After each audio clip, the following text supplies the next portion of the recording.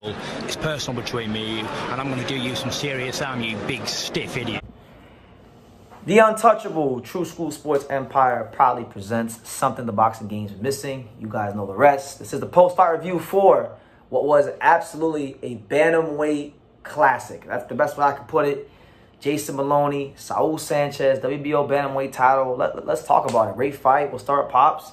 Pops, what did you make of this fight between Jason Maloney and Saul Sanchez? I'll be honest, I'm willing to see another one of it. That's how good the fight was.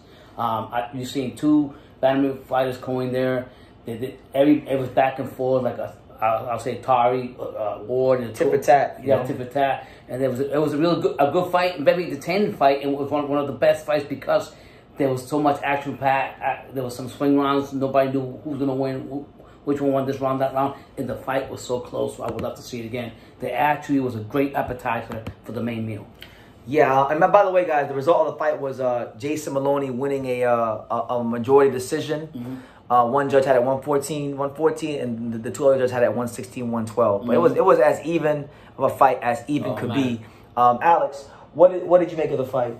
Oh man, amazing fight! Early fight of the year candidate. Putting the bid in. Yeah, man, like both fighters, I want to see it again, man, but I felt like Sanchez slightly had the nod, but, you know, he's not the... The comedy box, I mean, that's the thing about it, too. Like, the comedy box, I know when him and Manuel Robles look at the comedy box, they're going to be very upset. And I think one of the things that you brought out through this whole fight with Sanchez and Maloney was that, like I was saying, like if I was the judge, I like how he was countering off the ropes and he was getting good shots on Maloney. Saul Sanchez, yep. Yeah, Saul Sanchez, and to make it, and then you guys were saying that, yeah, but the judges won't see it that way, and look what happened. Yeah, I was saying basically during the live, I can't remember the rounds, but Saul Sanchez decided to lay on the ropes and try to counter Maloney, and I'm like, well, I don't know if that's good because, you know, he's a B-side fighter. Yeah. You know, and so they might give these rounds to Maloney, and that could be the difference in the fight, and I think some of those rounds were the difference in the fight, but Saul Sanchez fought a great fight. I thought he power boxed very nicely. And he showed tonight, even in a loss, that, like, look, he belongs at that world-class, creme de la creme level. And he had a great, legitimate argument to win the fight. And he is, in my eyes, one of the best bantamweights in the world. And as far as I see it, I want to see both these guys do a rematch. Because one thing about bantamweight, right?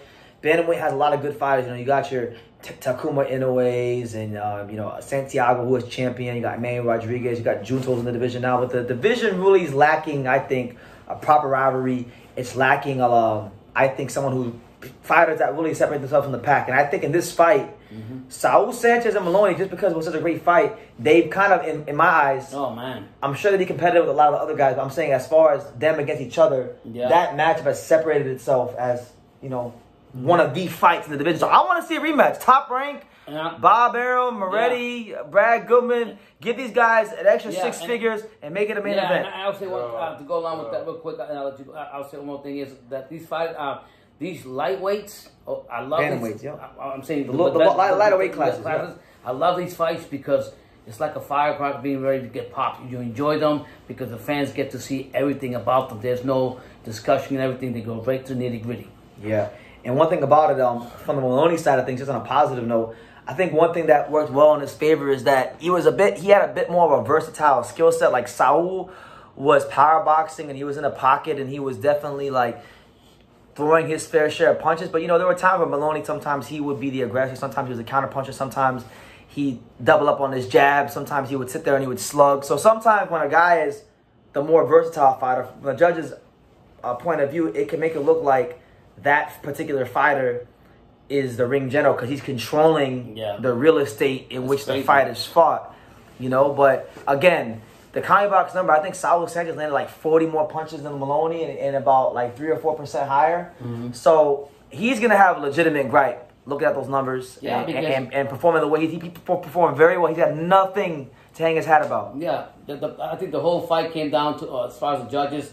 There was a couple of swing rounds that could have gone either way, and I think that was a big difference in the whole thing.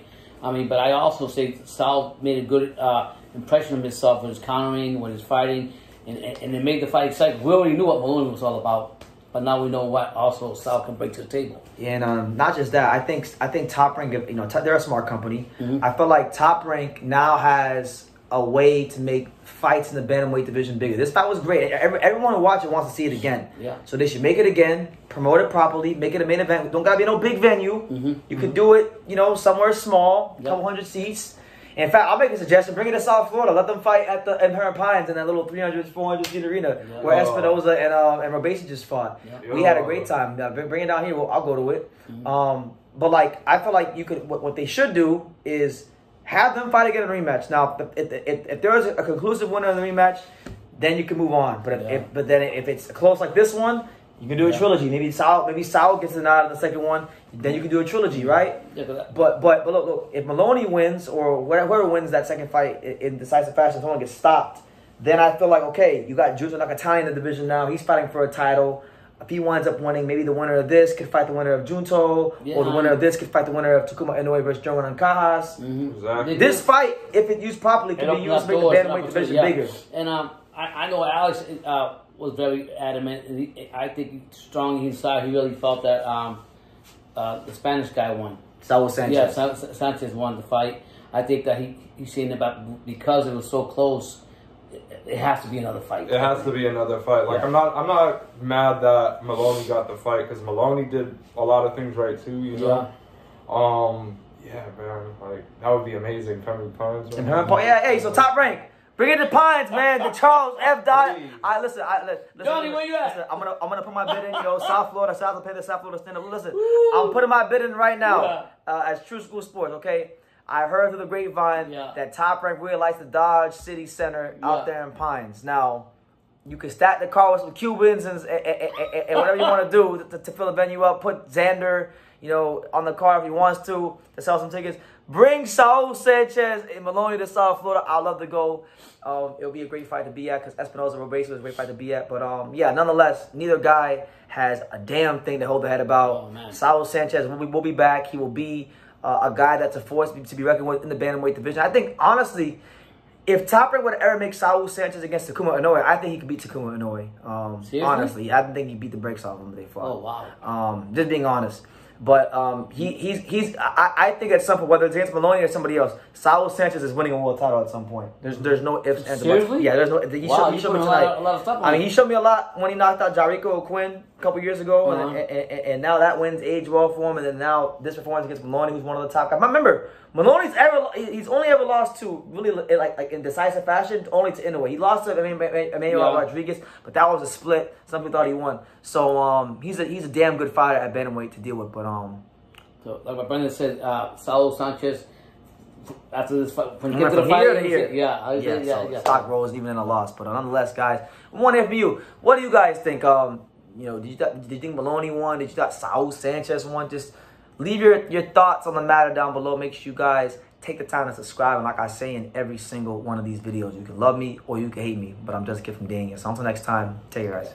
Thank you for watching another video on the untouchable True School Sports Empire. For more great boxing content just like this video, click right here and make sure you subscribe. Much love from sunny South Florida.